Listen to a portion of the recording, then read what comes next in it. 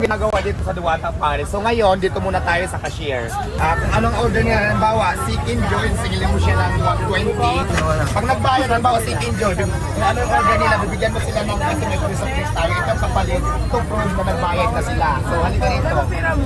Papalitan na kita kasi nandito na si Darna. Ngayon. Pakita mo ba ito?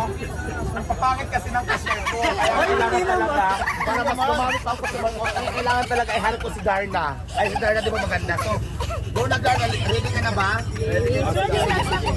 Sino pang mga hindi bayad dyan? Uy, sino Chicken Joy dyan? Chicken Joy! Ang para sa overload! Go, go, go! Yan, nasa ka ba ng para sa overload? Load, load, load! Nako, Darna, mukhang wala na yata kumakain. Nakatingin na sa'yo lahat. Di ba? Busog na sila sa'yo, Darna. O sino pa yung mga hindi nagbabayad? Ayan, let's go. Yung overload na, yung overload kita. Ang overload kay Darna na kailangan kong nakatingin ha. Hinahanap ko ba yung bato ni Darna? Nasa akin. Nasa akin yung bato ni Darna. Ako ang nagtago. O lalaki, dito na po. Dito na lahat. O Darna, lapit ka mo naman lahat. Ayaw, kailangan makapasa ka ngayon kasi kung makapasa ka sa training, nako, araw-araw lang tayo dito. Ikaw lang cashier ko. Kasi tingnan mo, oh, simula ikaw nag-cashier, ang dami ng tao. Kanina samantala, kung ito yung cashier ko, wala talagang nakain. Kaya ngayon, alam mo na, may kapalit ka na.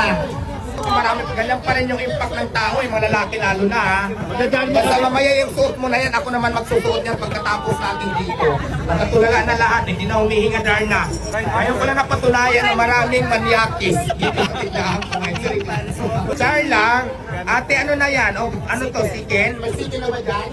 Yung overload pa dito. Overload po doon. O, ate ilang chicken yan? Susukulit po yun. Isa lang? O, diretso ka na. Malaki talaga ang sikin ko. Malaki ang sikin, mas malaki yung bato ni Darna. Nakita ko talaga yung bato niya. Malaki ba yung sika ni Diwata? Parang maliit yung sa akin, no? Malaki yung sikin talaga. Malaki. Pero tinalo na sikin ni Darna. Ang laki ng sikin ko. Madami na lang. Ilan po? Ay, ba't dalawa? Next, kuya. O, sikin. Unang gagawin natin magsuot ng gloves. Let's start po. Mikos ko lang ganyan, Darna ha. Yan para kumapit ang mga secret ingredients. Tapos pagkatapos ng mikos-mikos, asan yung ano dyan kaya? O, halika Darna, dito tayo. Ganito hawak ha. Okay.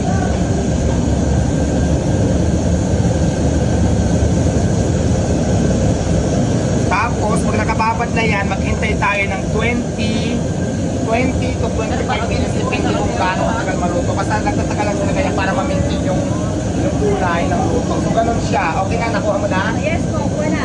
Oh, ayan, marunong na si Darna. Tinuruan ko na. Sabaw, no? Sabaw. Sabaw.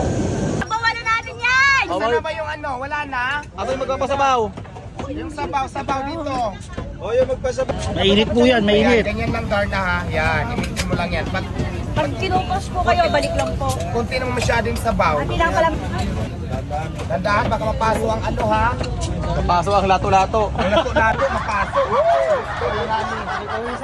Ayan, pinagpawisan na si Darna. May tissue rito. Ako rin, pati si Blackman. Lato-lato dyan. Boss, bigla ka nakahobon. Ayan. Ngayon, ganyan ang trabaho dito. Nakapasa ka sa una, sa chicken, sa sabaw. So okay naman yung performance mo kasi siyempre bago ka pa lang.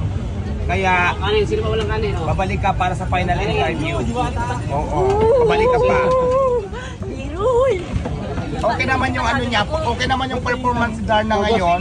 Maraming nahatak. Tapos maraming ano, siyempre di ba?